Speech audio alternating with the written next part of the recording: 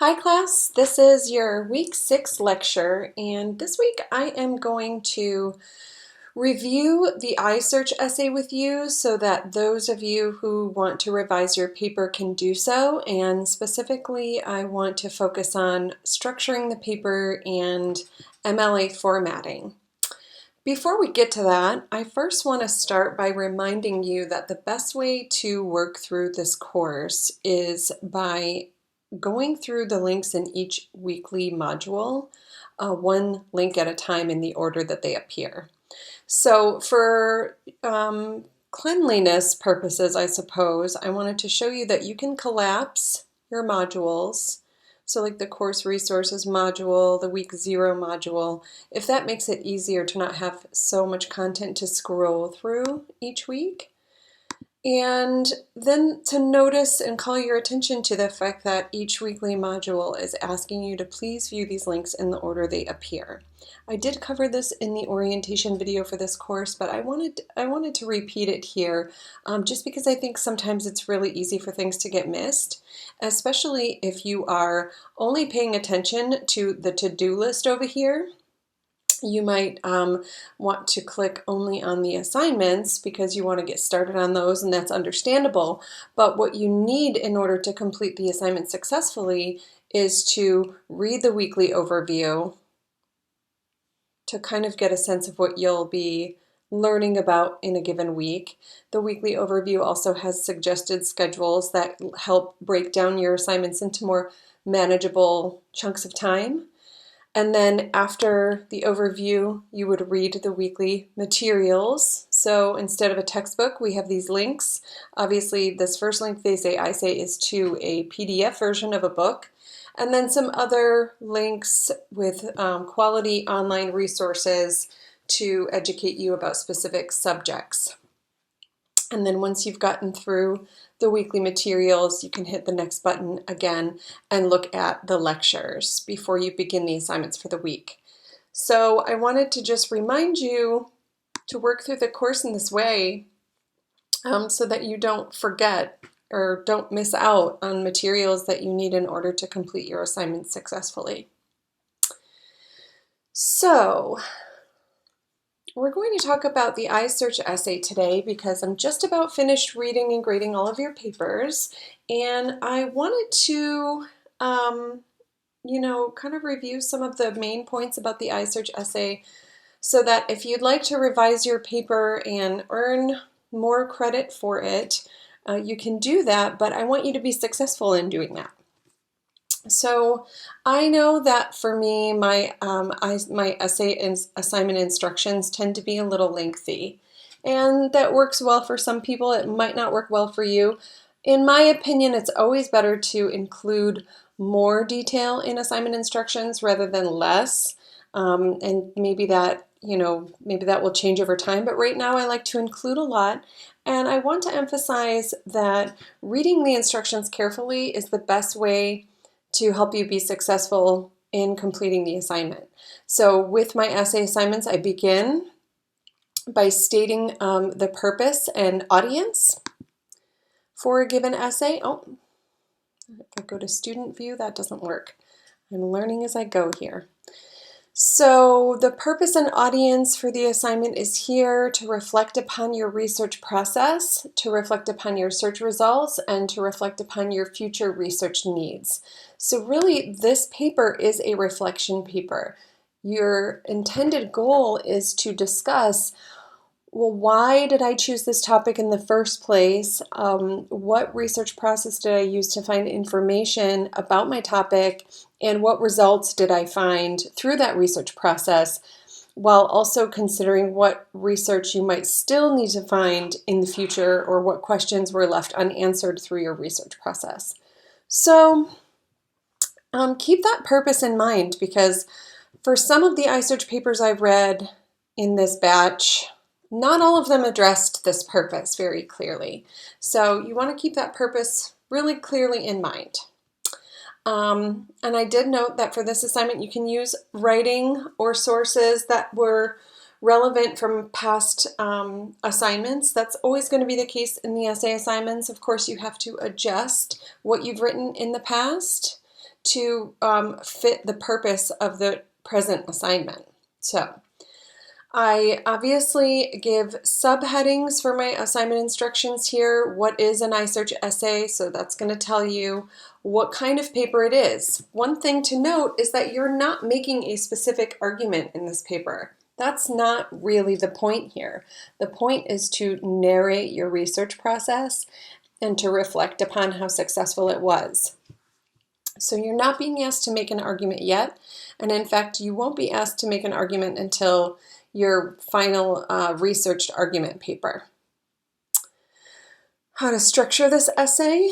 I give you these 3 distinct sections, and I say that they should be pretty equally weighted, which is to say maybe even approximately equal in length.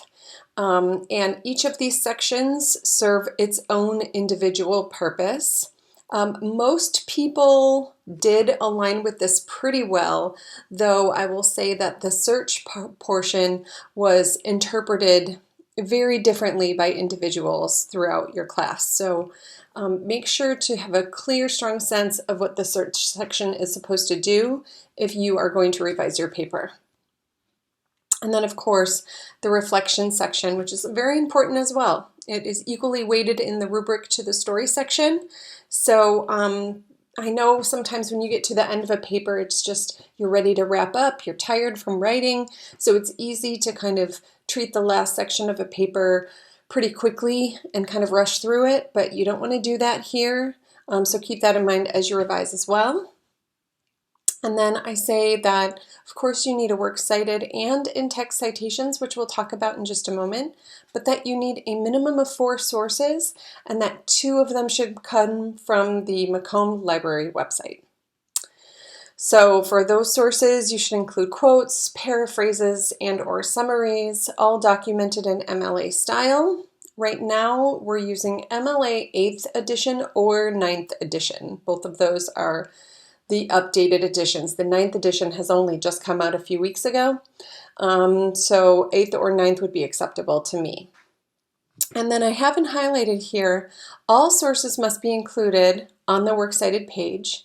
So if you used a source in your paper, you have to include it on the works cited page, and for every single source on the works cited page, you need to include in-text citations in the body of your paper to show us where in the paper you used each source. So I'm going to give you examples of that shortly here, but I just wanted you to notice that this is all spelled out in the instructions of the essay.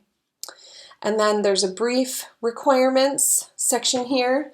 Minimum of 4 sources, 2 Macomb sources, correct MLA formatting, minimum of 1,300 words, not including the works cited page. So the works cited page is just a reference page that does not count for the word count of the body of your paper. And then here I have the rubric, how to access the rubric. So to view the rubric, click the links, grades up here, iSearch essay, and show rubric. So let's do that now. We have the grades link. We scroll down to the iSearch essay, click on that link, and then in the upper right corner here, there's the show rubric. Now, I haven't yet figured out how to make this its own page. Maybe some of the more savvy members of the class know how to do this. But what you have here are the criteria, the ratings, and the points that are assigned to each criteria. So you have the story that's worth up to 20 points out of 100.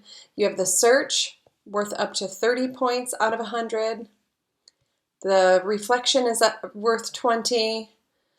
MLA formatting is worth 20, and then mechanics, which is, style, tone, sentence structure, grammar choices, that's worth 10 points. So you can tell out of 100 points, only 10% is mechanics. I'm not a teacher who penalizes harshly for grammatical errors, but when you miss formatting technique or some of the major content of the paper, that's where heavy point losses are more possible because these criteria align more with the overall purpose of the essay. So I really want you to achieve that purpose to get the highest grade possible, or in other words, to write the best paper possible.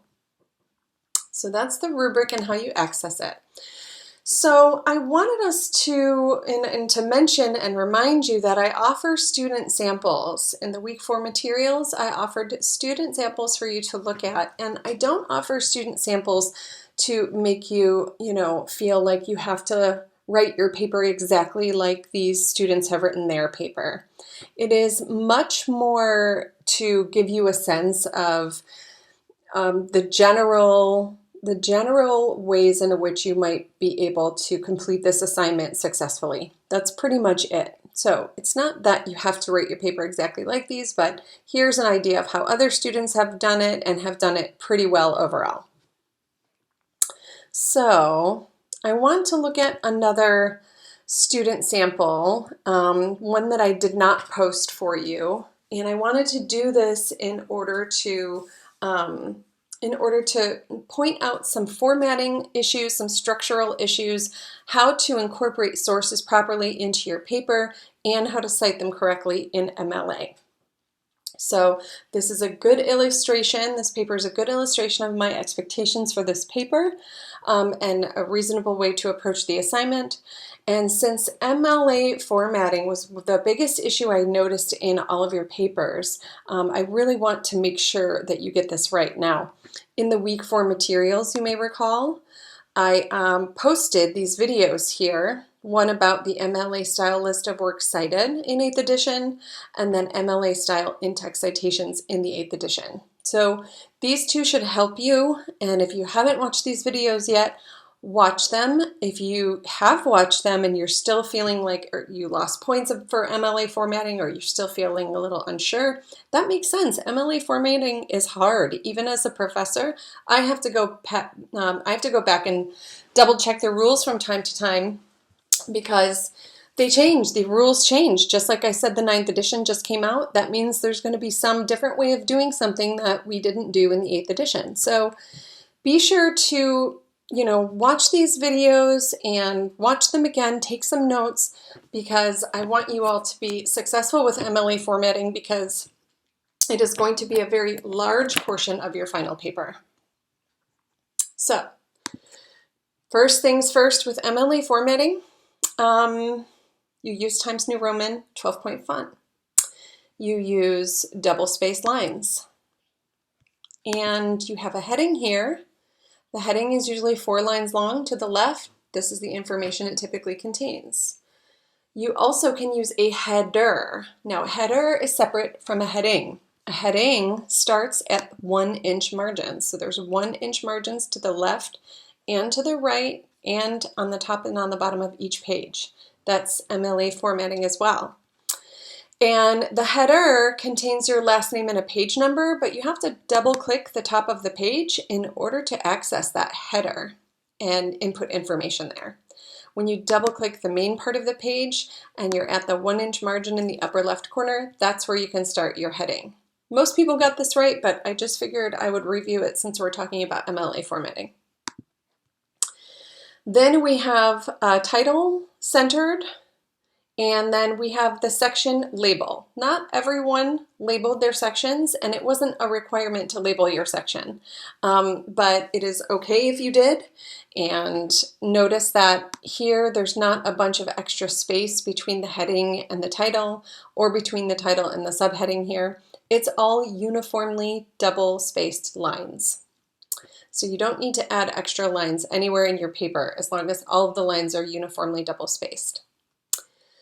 One thing I noticed is that many people treated a section, like the story section, as a 1-paragraph section.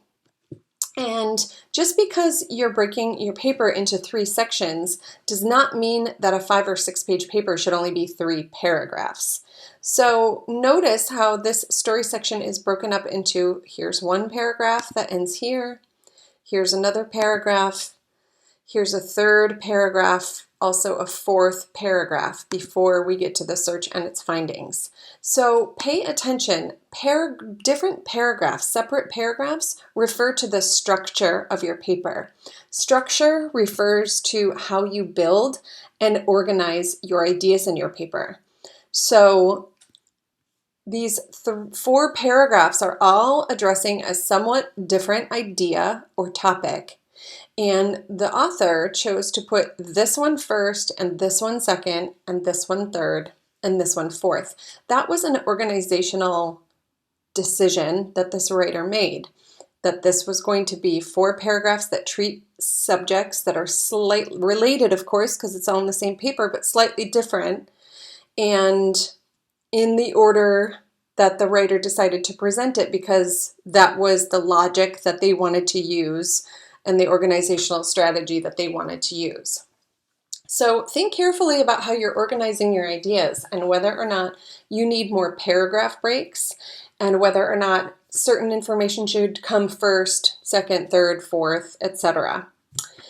I noticed that one comment I left on a lot of papers was that, this paragraph is really long and it's addressing a lot of topics, a lot of ideas, so it should really be broken up into multiple paragraphs. And it's really up for you to decide how you organize your paper and how many paragraphs you need to properly address and discuss each idea that you want to discuss. Okay, so that's about structure. Let me talk about MLA formatting. So I'm going to actually scroll past these pages here and just get us to the works cited page. So here we are. We're at the works cited page here. And notice that the words works cited are in the center. They're not in bold. They're not underlined. There's no punctuation needed. It's just these 2 simple words, each of them capitalized in the center of the page.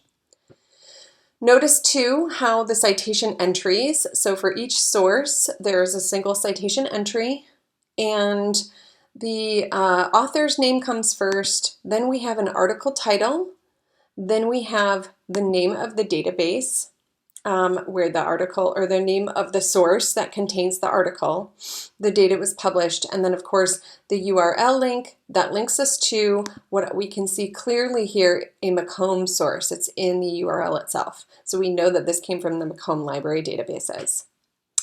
So the source entry is formatted with the hanging indentation, and it is uniformly double-spaced all the way around, and there is no extra line space before you get to the second citation entry here, where you see a similar setup, the author's name, the article title, the container of the article, which is to say the place where the article is located. In this case, it's a website, the date of publication, and again, the URL.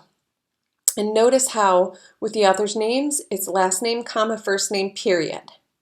And then a beginning quotation for the name of the article with the period inside of the end quotes. And then italicized font for the publication or the container of the article, then a comma, then the date, then a comma, then the URL. I think there really should be a period at the end of this to end it, but that's less important than some of the other punctuation that I was calling your attention to earlier in the citation. And this general format is followed throughout the rest of the works cited page. And again, you can always kind of tell where the Macomb sources are, because most often those Macomb sources are, you can see the word Macomb right in the URL link.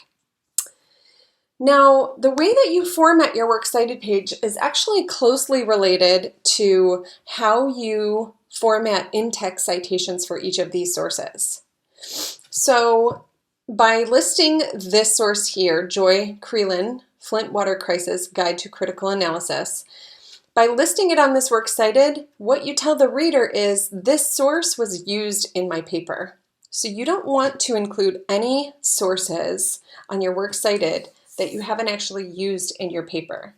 So let's go on a little search here and find where this author used Joy Creelin's article in her paper. How are we going to find that? Well, we're going to look for Joy Creelin's name and the title of the article.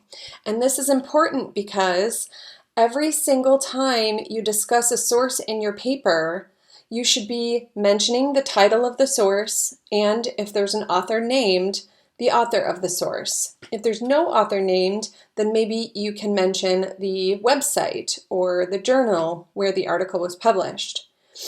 In any case, When you're discussing a source in the paragraphs of your paper, you always need to introduce them formally in the article titled Flint Water Crisis, Guide to Critical Analysis by the author Joy Creelan.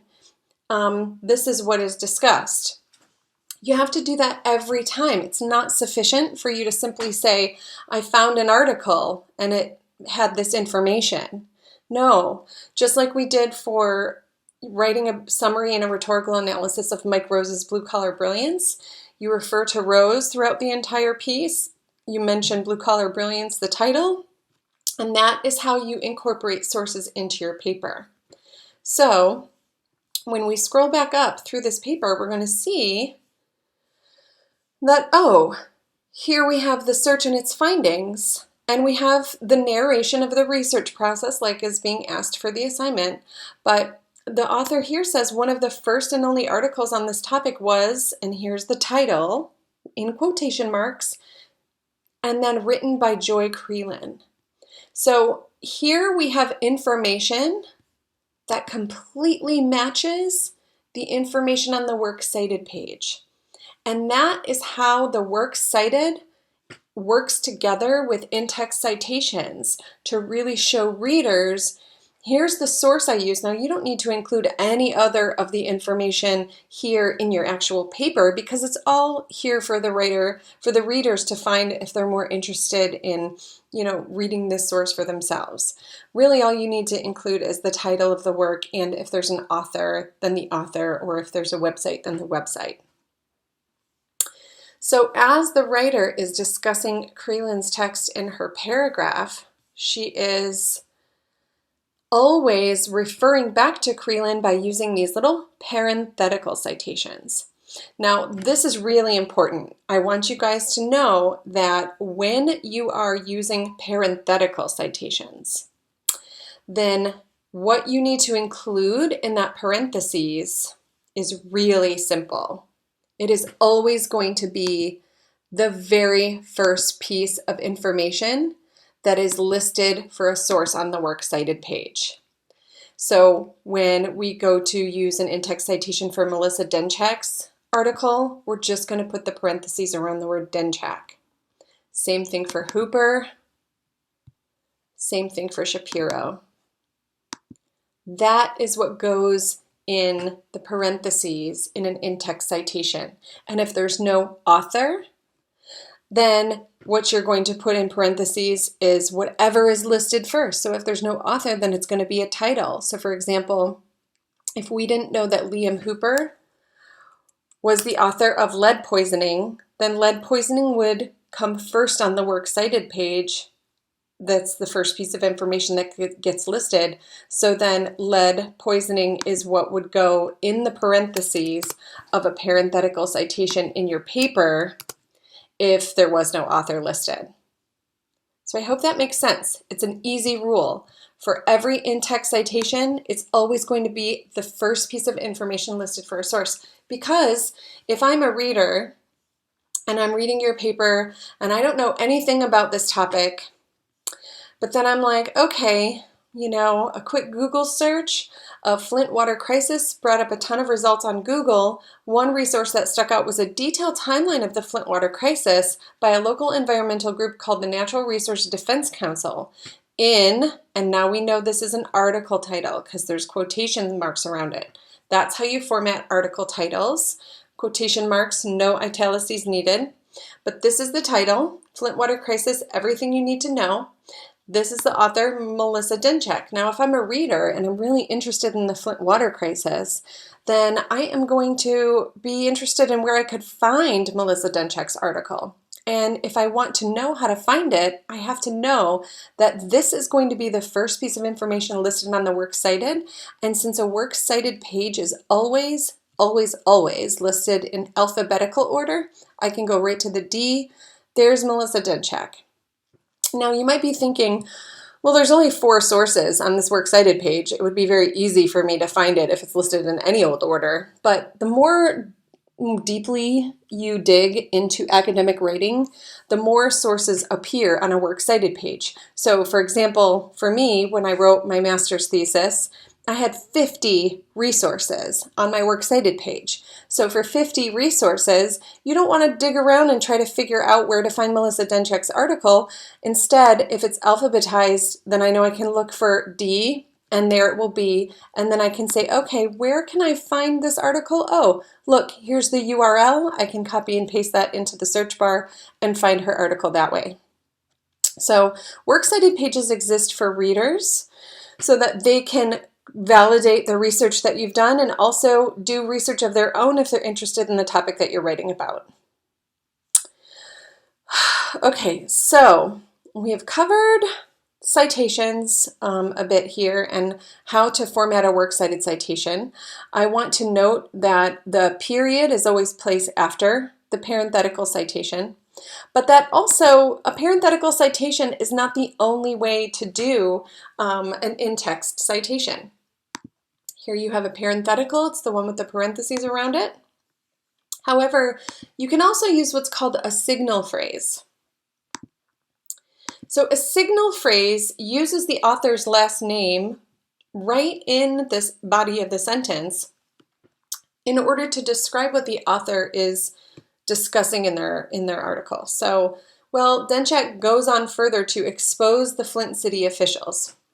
She exclaims that the officials were receiving complaints as early as April 2014. So if you are wanting to, mix it up in the style of your writing, you can have some sentences that include a brief quote, such as what is done here with a parenthetical citation, or conversely, you can actually use a signal phrase in the body of the sentence along with a verb. So the verb here is expose, and the verb here is exclaims, and here's another verb, explains. Okay, so that's another possible way to incorporate sources into your paper, but you do need to do this. It's not enough to say the article contained good information, or I found an article and this is what it said. You really need to identify the article by title. You need to identify the author if there's one named. If one is not named, then you need to identify the actual source that contains the article, in this case NPR. We do have Ari Shapiro as an author. This writer happened to find sources that all have named authors, but sometimes there isn't, and that's okay. But you can say, here's the article titled "Billions of Federal Dollars Could Replace Lead Pipes. Flint Has History to Share" from the National Public Radio, otherwise known as NPR, and that's the source. So if there were no authors named, then that's how you would identify the source. But you have to do that every single time you refer to a source of information that you found, that you're referencing the ideas or you're referencing the information. That source deserves to be acknowledged for the information and ideas being presented. So the way that you do that is by having a works cited page with this specific information, making sure that you also have in-text citations that match every single source here. So, like I said, there are 4 sources here. That means you use these 4 sources in the paper. So there should be in-text citations for each of those sources within the paper in order to verify for me where in the paper you use the source, because without introducing the source and without using in-text citations, I have no idea where you used a source in a paper. So you need to have 100% matching between the sources here on the works cited and the sources here in the paper. In this paper, there absolutely are all of those matches. There's Shapiro, there's Denchak, there's Huber, and there's Creelan. All of those 4 authors are listed correctly on the works cited page, and they're all properly introduced in this paper. And that's what you need to have for your iSearch revision if you choose to go that way. So, let's see, I think that's it for this. I'm looking at my notes here. I think that's it for this lecture. Maybe it was a little long. I apologize for that. But I did want you to know one more thing, actually, which is that when you are in the Macomb Library website, So I'm going to go to macomb.edu and I'm going to show you that. I'm going to show you how to find citations. The Macomb Library website actually supplies you with citations that you need. So the way that I like to access the Macomb Library is from the home page. Here's the library link. From there, I'm going to go to Find eResources. And then from here, I like to go to Current Events. And I've described this search process to you before in a note to the class, but I don't mind demonstrating it here. And I really like the database Opposing Viewpoints in Context. So we're going to wait for this to load. And the author of the paper that we were just looking at was talking about the Flint water crisis. So I'm going to see, yeah, looks like there's some sources here about the Flint water crisis. And notice here in Opposing Viewpoints in Context, you have all these different kinds of sources, viewpoints, news, lots of news, academic journals, all of that's well and good. So let's look at the news article option. So when we do, okay, look at this. Former Michigan governor and 8 others face charges in the Flint water crisis that left 12 people dead. So I'm going to click on that link and let's pretend if we were going to add resources to the paper we were just looking at. That here we have this resource and the article is this is the article title, and this is from CNN Wire, date January 14th, 2021. So this is pretty recent. Opposing Viewpoints in Context is kind of cool too because it lets you know what kind of document it is, the length, the content level, level 5, that's the highest level for our database here, and that means it's going to be a challenging. Level 5 is highest and challenging level in terms of reading. So, okay, and when we get to the bottom of every source of the Macomb Library website, you have the citation here for you, and you have different options, MLA 9th edition, APA 7th edition, Chicago 17th edition, Harvard. We're using MLA in our class, so we'll keep it simple. And for any Macomb resource that you use, the citation is provided for you. So I'm going to just copy this, and we'll pretend that we're going to add this to this paper here that we've been looking at. We'll add it down here.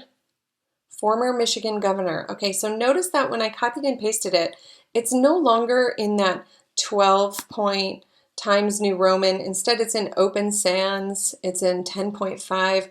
That's not what we want. So once you copy and paste it into your paper, what we need to do is change the formatting. So we're going to match the destination formatting. And there it is. Now, one thing we have to remember too is that this needs to be in alphabetical order. So I'm going to copy that as is, and I'm going to find where the F should go. Right after the D here and before the H. So there we go. And if we were going to use an in-text citation for this resource, then what we're going to focus on is this very first word here. So that if we were using this in a sentence, quotation or paraphrase or any information, we would say parentheses, former, end quote there, and then another parentheses, so that any reader could easily find this resource on the Works Cited page. So that's all for today, folks. I appreciate you listening in, and I hope you find this helpful for the revision process for your iSearch essay. And feel free to reach out to me, or you can also reach out to the Macomb Reading and Writing Studios. They have ongoing appointments that they can offer to students to help with your papers and with your writing. The Macomb Reading and Writing Studios have their information listed in the Course Resources module, which is the very first module in our course. Once you click on that link, there's all kinds of information for you to make an appointment. You can go in person, you can make an appointment online. They're very helpful, and of course, you can come to office hours or make an appointment with me, and I can help you with your revision as well. So I'm going to leave it there. Thank you so much for listening. Let's have a great week, and I'm here if you need me.